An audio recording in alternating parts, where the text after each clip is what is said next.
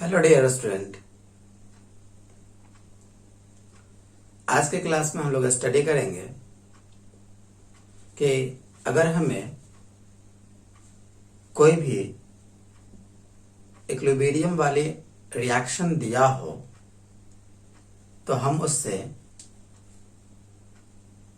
किस तरह से केसी और केपी का वैल्यू लिख सकते हैं। तो चलिए देखते हैं।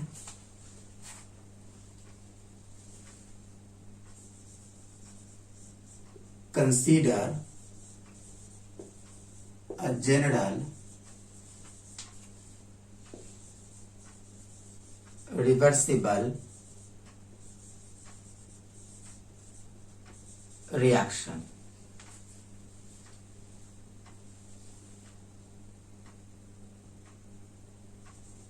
M1A plus M2B gives N1C plus N2D। अगर हमें इस तरह से कोई भी एक जनरल रिएक्शन लिखा हुआ मिल जाए जो रिवर्सिबल नेचर का हो तो हम इसे बड़ी ही आसानी से केसी का वैल्यू नोट कर सकते हैं। इसके लिए हम देखते हैं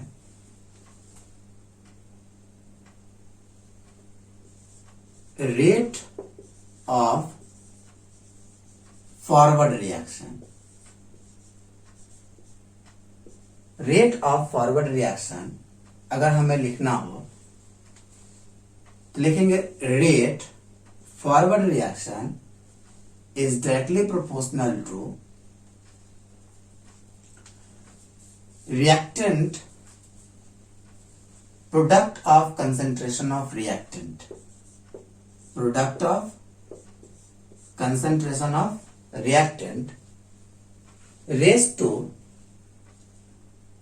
power their stoichiometric coefficient, that is M1 M2। इस प्रोपोर्शनलिटी का साइन अगर हमें रिमूव करना हो तो हमें एक कांस्टेंट की जरूरत पड़ेगी, जिसके लिए लिख सकते हैं rate forward equal to some constant for forward reaction and concentration of A to the power M1 and concentration of B to the power M2। इसी तरह से अगर हमें रेट लिखना हो बैकवर्ड रिएक्शन के लिए, rate of backward reaction that is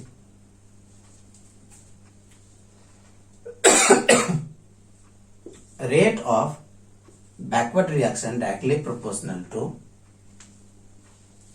concentration of C to the power N1 and concentration of D to the power N2।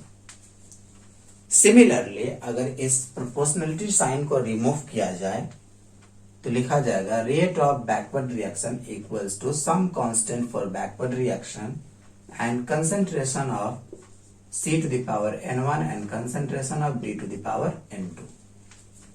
Okay, यहां तक लिखने में हमें कोई परेशानी नहीं है। अब जैसे ये रिएक्शन इक्विलिब्रियम के ऊपर आता है तो फॉरवर्ड रिएक्शन के रेट और बैकवर्ड रिएक्शन के रेट क्या हो जाती है, इक्वल हो जाता है। तो एट इक्विलिब्रियम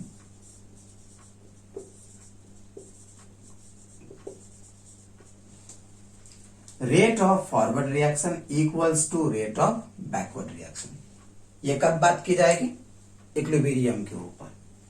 तो रेट ऑफ फॉरवर्ड रिएक्शन को हम लिख सकते हैं KF A to the power M1 B to the power M2 equals to KB C to the power N1 and D to the power N2। अब थोड़ा सा अगर हम इसे चेंज करें और यहां पर हम लिखना चाहें KF by KB तो हमें क्या मिल जाएगा,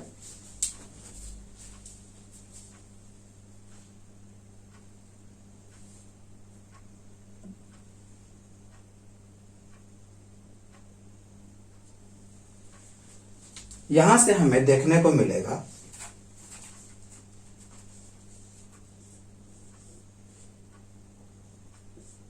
Kf by Kb equals to concentration of C to the power n1, concentration of D to the power n2 divided by concentration of A to the power m1 and concentration of B to the power m2.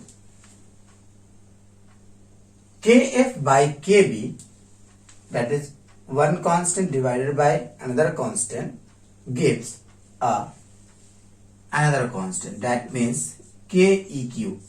Keq equals to concentration of C to the power n1, concentration of D to the power n2 divided by concentration of A to the power m1 and concentration of B to the power m2. This is a equilibrium constant for general reaction.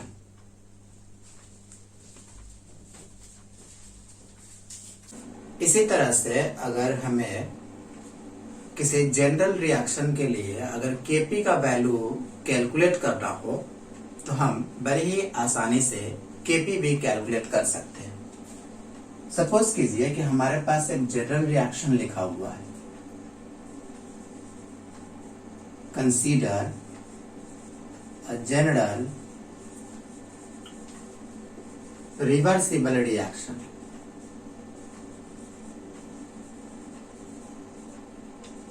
Let's say the general reaction इस तरह से दिया हुआ है M1A plus M2B gives N1C plus N2D। इस तरह से हमें एक जनरल रिएक्शन मालूम हो तो Kp लिखने के लिए हम इसमें इंक्लूड कर सकते हैं Kp equals to partial pressure of C to the power n1, partial pressure of D to the power n2 divided by partial pressure of A to the power m1 and partial pressure of B to the power m2। इस तरह से हम Kp का value note कर सकते हैं। और अगर हमें Kc दिया जाए लिखने को तो हम इस तरह से लिखेंगे Kc equal to concentration of C to the power n1, concentration of D to the power n2 divided by concentration of A to the power m1, concentration of B to the power m2। Okay, let's say हमारे पास एक example दिया, जैसे एक general सा common example हमारे पास है PCl5 gas decomposes into PCl3 gas plus Cl2 gas. अगर हमें इस रिएक्शन के लिए Kc लिखना हो तो हम कैसे लिखेंगे Kc? concentration of PCl3 power 1, concentration of Cl2 to the power 1 divided by concentration of PCl5 to the power 1। इस तरह से हम Kc का वैल्यू लिखेंगे। और ये अगर हमें पूछ लिया जाता कि Kp लिखिए तो Kp equal to partial pressure of PCl3 to the power 1, partial pressure of Cl to the power 1 divided by partial pressure of PCl5 to the power 1। अब हम किसी भी तरह से Kp और Kc लिखने के लिए एलिजिबल हो चुके हैं।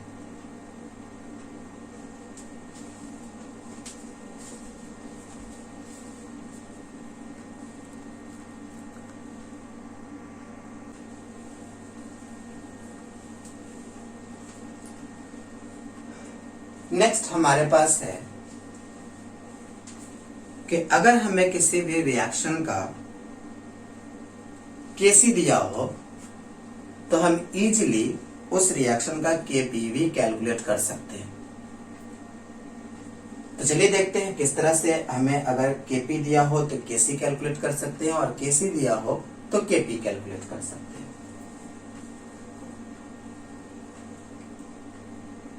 रिलेशन बिटवीन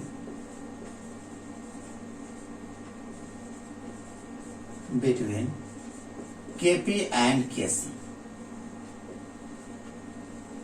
ये हमारा टॉपिक रहेगा, relation between KP and KC.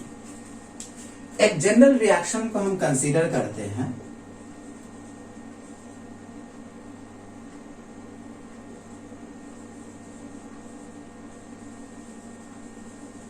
General reversible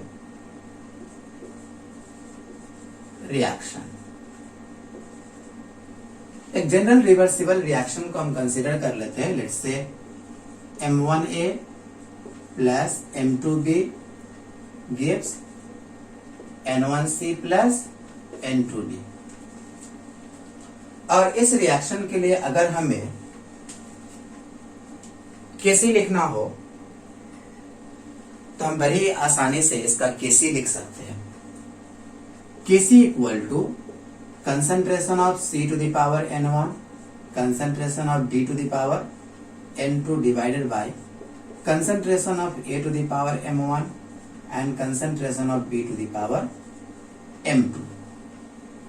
okay, चलिए केसी हम लिख चुके हैं और हमें लिखना आता भी है, बड़ी आसानी से लिख सकते हैं। किस तरह से?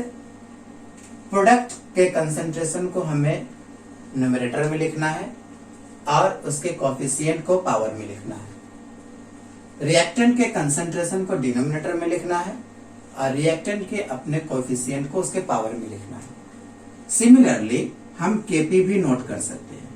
KP equals to partial pressure of C to the power M1, partial pressure of D to the power N2, sorry N1 coefficient है, N1, N2 and the partial pressure of A to the power M1 and partial pressure of B to the power M2। बड़ी ही आसानी से हम KP और KC को लिख सकते हैं।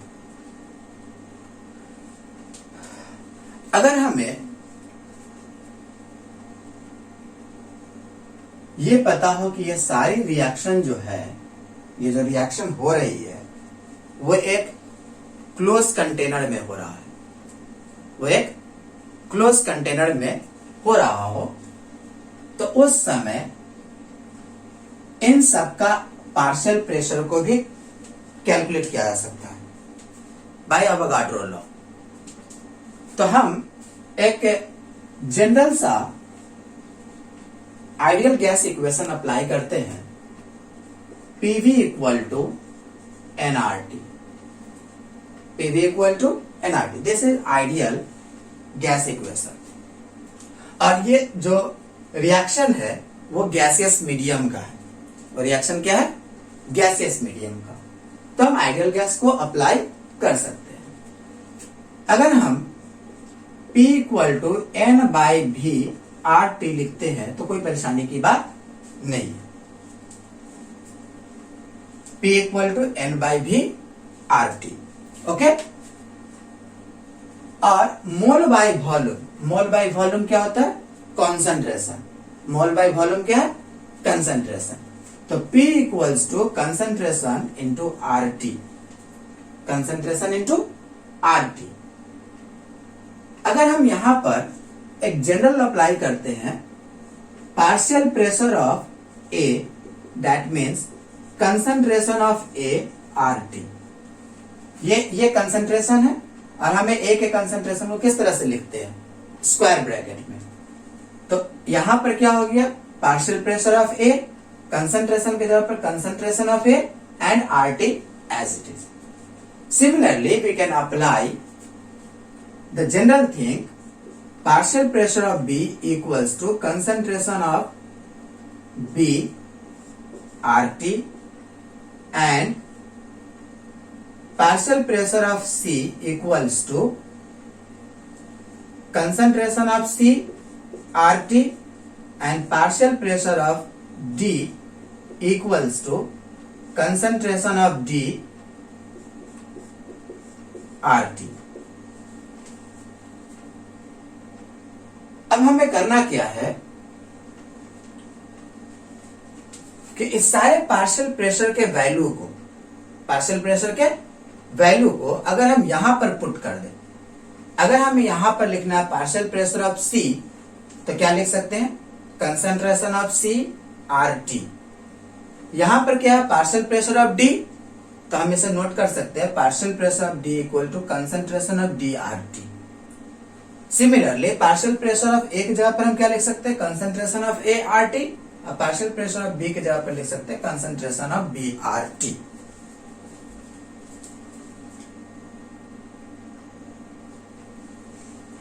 चलिए तो देखते हैं किस तरह से हम इन सारे वैल्यू को यहां पर पुट करते हैं। तो हमें मिलेगा Kp equal to partial pressure of C के जगह पर क्या लिखेंगे? Concentration of C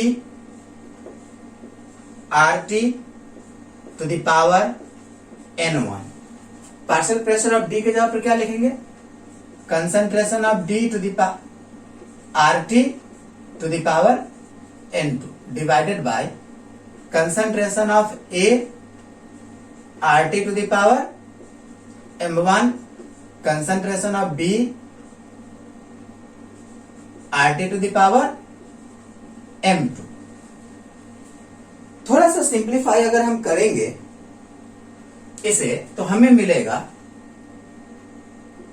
concentration of C to the power N1, concentration of D to the power N2 divided by concentration of A to the power M1, concentration of B to the power M2।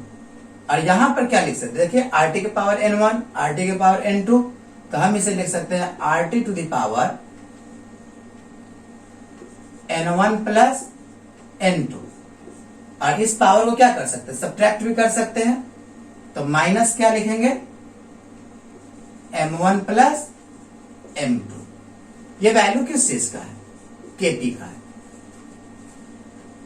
Okay, अगर हम गौर से देखेंगे तो हमें मिलेगा कि ये value Kc के इक्वल है।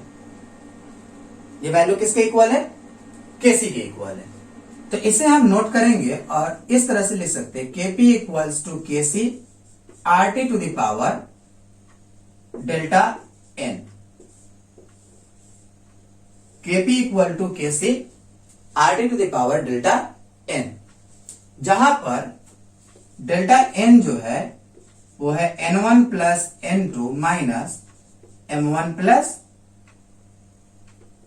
M2। इसे हमें याद रखना है। तो डेल्टा N के लिए हम लिख सकते हैं delta N equal two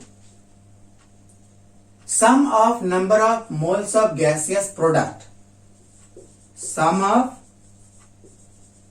moles of gaseous product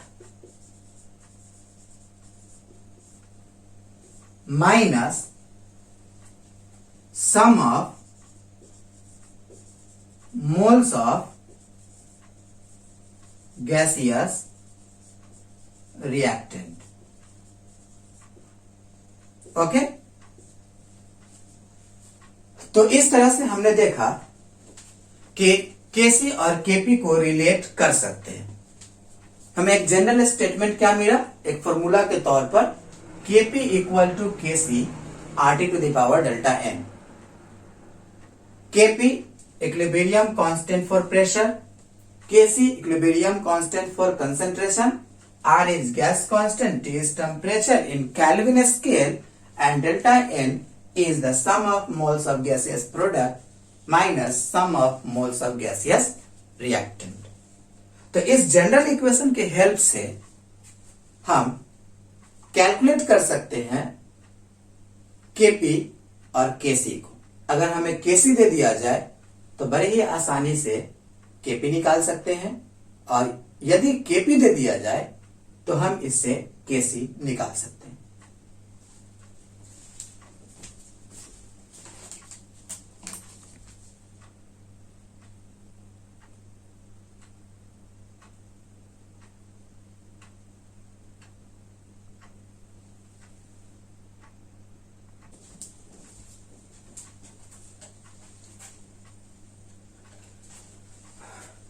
हमारे पास एक क्वेश्चन है केसी को समझने के लिए। ये एक छोटा सा क्वेश्चन दिया गया है, कह रहा है expression for equilibrium constant is given as KC equal to this. According to this expression write down balanced equation. हमें गिवन क्या है? केसी, और पूछा क्या जा रहा है? एक बैलेंस्ड इक्वेशन। तो हमें समझना होगा कि हम केसी किसका लिख पाते हैं। एक बैलेंस्ड इक्वेशन का ही हम केसी लिखते हैं। अगर हम केसी लिख रहे हैं तो इक्वेशन कैसा है? बैलेंस्ड है। इसका मतलब अगर हम उस केसी से इक्वेशन लिखते हैं, रिवर्स करते हैं, तो हमें बैलेंस्ड इक्वेशन मिल जाएगा। केसी में प्रोडक्ट को हम न्यूमरेटर में लिखते हैं और रिएक्टेंट को डिनोमिनेटर में लिखते हैं, और ये जो पावर है यही इसके स्टोकियोमेट्रिक कोफिशिएंट है। तो इसका सॉल्यूशन क्या हो जाएगा? बहुत ही सिंपल है। NO gas plus H2O gas gives NH3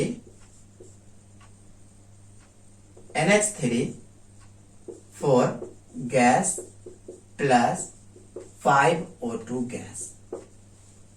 ये हमारे पास केसी से एक बैलेंस्ड इक्वेशन को लिखा गया है।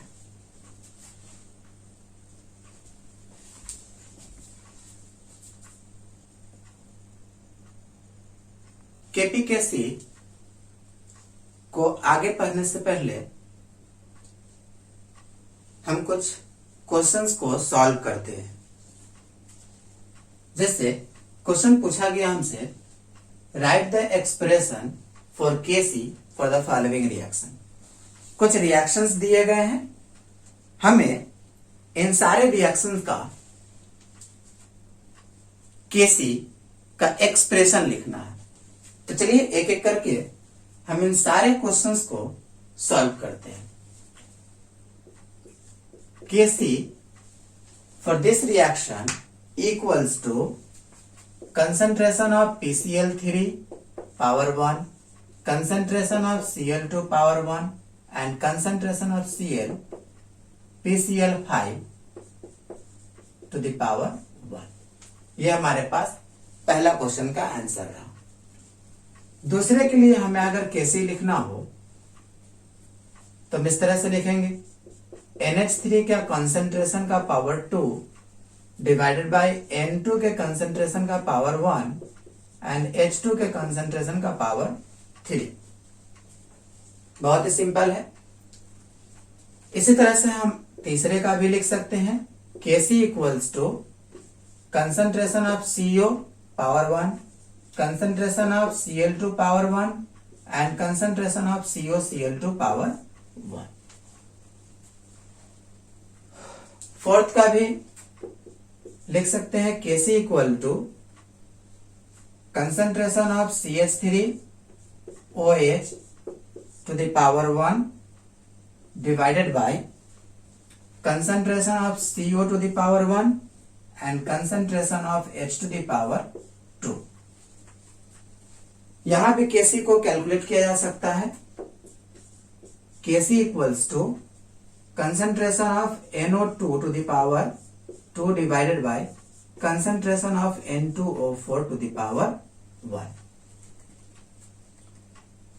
अब हम किसी भी तरह से रिएक्शन को केसी लिखने के लिए एलिजिबल हो चुके हैं। अब हमें अगर कोई रिएक्शन दिया जाए, वो रिवर्सिबल रिएक्शन होना चाहिए, बैलेंस्ड होना चाहिए, तो हम उस रिएक्शन का केसी इस तरह से कैलकुलेट कर सकते हैं। ओके।